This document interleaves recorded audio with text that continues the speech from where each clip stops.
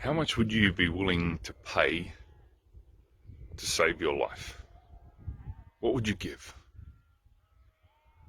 How much would you be willing to pay to save the life of someone that you love? Your child, your partner, your parent. How much would you be willing to pay? What is their value? Can you even put a value on it? Last week I talked about how our value, the value of anything, is the price that someone is willing to pay. I think we can spend a lot of time in our culture chasing after our value and our worth. And I'm exactly like this as well. We spend a lot of time working out what it is that is our great thing that we should be doing, where our talents lie, and where it is that we will find our place so that others might see the value in us, that we might achieve that great thing that we are meant to achieve in our lives. And we can spend lots of time and energy striving after that one thing. And our sense of finding our value is a bit like the story of the young basketballer who's put in hours and hours of work, who has natural raw talent and has found their thing on the basketball court. And they're an up and coming, and people are starting to recognize them, and it's NBA draft day, and they sit there waiting, hoping to hear their name, hoping that their value as a basketballer and as a person would be recognized, and that they would hear their name. And afraid to consider what it would be like if they don't.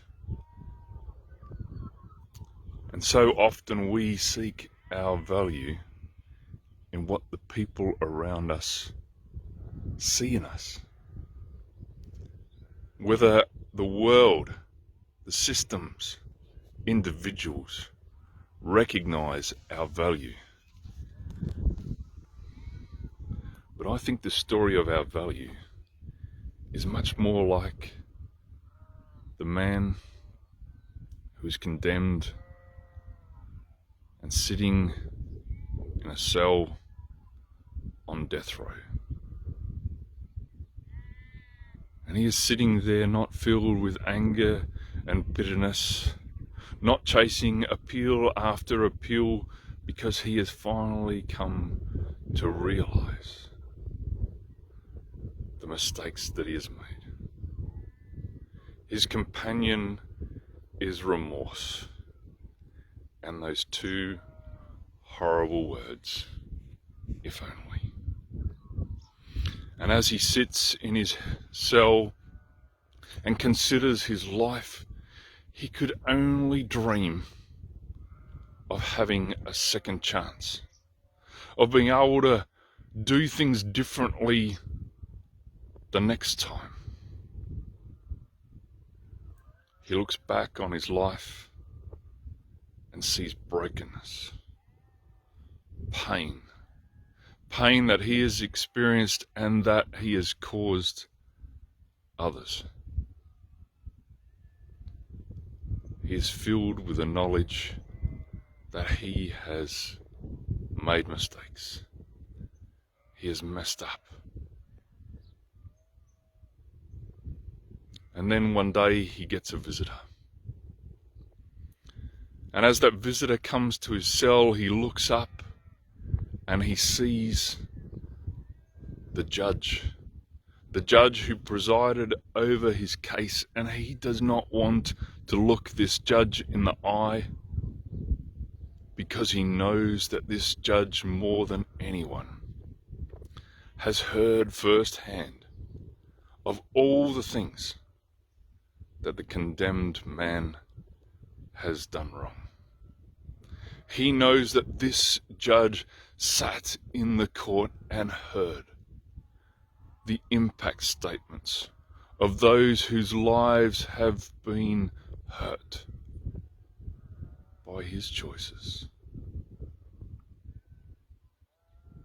And as the judge comes to his cell, the judge looks at him in the eye, and the condemned man knows that the judge remembers all those things. And then the judge smiles kindly at him and says to him, "You're free. You can go. You have a second chance. Things have been arranged, and you may leave." And the condemned man can't understand, how could this be? And the judge says, "I've organized it. You get a new life, a new identity, actually as part of my family. You can go. Go see the guards, and they have everything in hand." And so the condemned man, no longer condemned, walks out of the cell, unable to believe his luck, and that he has a second chance, that he has a chance to be able to do things differently, that if only is no longer a condemnation, but an opportunity. And he walks away to start again. What he doesn't see is that behind him, the judge himself puts on the condemned man's prison clothes and takes his place. This is what you and I are worth. This is what has happened. Jesus, the Son of God, who has the power to condemn and to forgive, his love for us is so great that he has taken our place. We have a second chance. We are loved.